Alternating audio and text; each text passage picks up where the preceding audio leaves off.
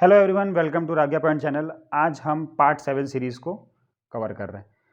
Part 7 series जो चालू हुई है ये वर्ल्ड ऑर्गेनाइजेशंस के हेडक्वार्टर के बारे में शुरू हुई है।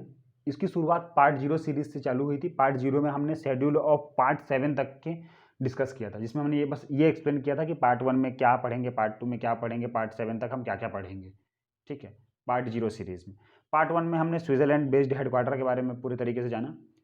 आज हम पार्ट 2 के बारे में पढ़ने वाले हैं। पार्ट 2 में हम यूएन के बारे में पढ़ेंगे, यूनाइटेड नेशंस के बारे में। ठीक है, तो यूएन के बारे में हम उसको 3 कैटेगरी में बांट लिया है हमने। तो यूएन में सबसे पहले हमने बांटा है यूनाइटेड नेशन ऑर्गेनाइजेशंस में, दूसरा बांटा है हमने यूनाइटेड नेशंस यूनिवर्सिटी में, तीसरे में बांटा है हमने यूनाइटेड नेशंस प्रोग्राम में। ठीक है, तो जो यूनाइटेड नेशन ऑर्गेनाइजेशन है ना, ये बहुत इंपॉर्टेंट है, ये इसका मेन है। ठीक है, यूनाइटेड नेशन ऑर्गेनाइजेशन, फिर ये उसकी स्टडी से रिलेटेड यूनाइटेड नेशन यूनिवर्सिटी।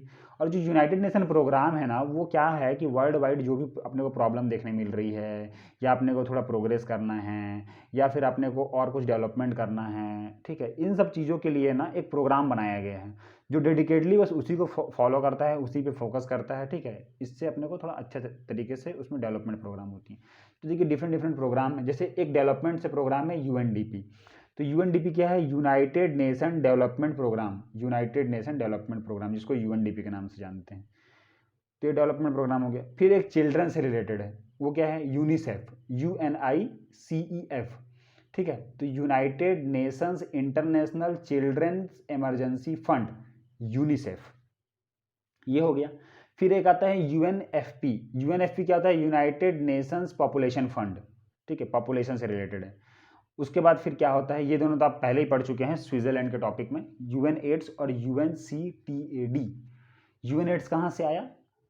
तो ये वहाँ से आया कि मतलब एड्स हुआ, मतलब जो रिफ्यूजी आए थे लेबर, उनमें अगर उनका हेल्थ चेकअप किया गया तो मैक्सिमम लोगों को एड्स मिला। ये एक ट्रिक है। ठीक है, तो यूएन एड्स मतलब United Nation programme on ads.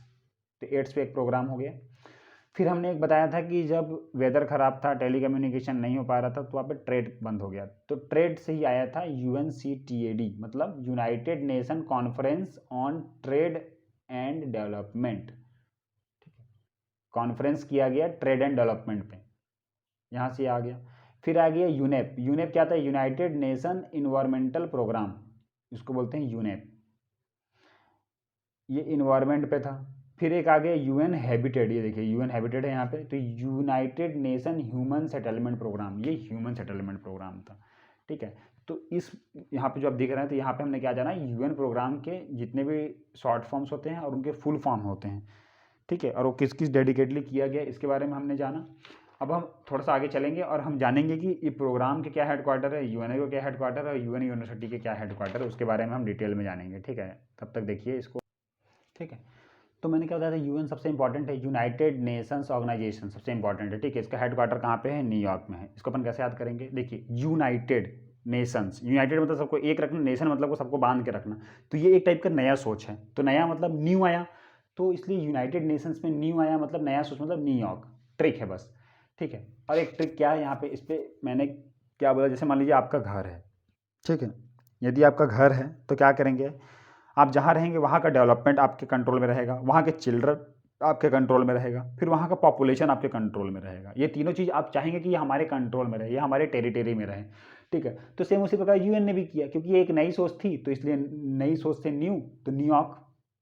इसने 3 programme, development programme, children programme और पॉपुलेशन प्रोग्राम, इन तीनों को न्यूयॉर्क में ही हेडक्वार्टर बना के रखा। तो डेवलपमेंट प्रोग्राम से UNDP, United Nation Development programme, children से United Nation International Children Emergency Fund UNICEF, population fund से यूएनएफपी मतलब यूनाइटेड नेशन पॉपुलेशन फंड। ये तीनों का जो हेडक्वार्टर था वो कहाँ आया? न्यूयॉर्क आया। ठीक है, ये दोनों तो आप पहले ही पढ़ चुके हैं, मैंने इसको आपको एक्सप्लेन जस्ट पीछे कर दिया है कि यूएन एड्स मिला था, और UNCTAD मतलब ट्रेड एंड डेवलपमेंट पे था। तो जाहिर सी बात है कि ये आएगा जेनेवा और स्विट्जरलैंड में। ठीक है, उसके बाद ये आता है इन्वायरमेंटल प्रोग्राम और हैबिटेट प्रोग्राम। तो ये ह्यूमन सेटलमेंट प्रोग्राम था।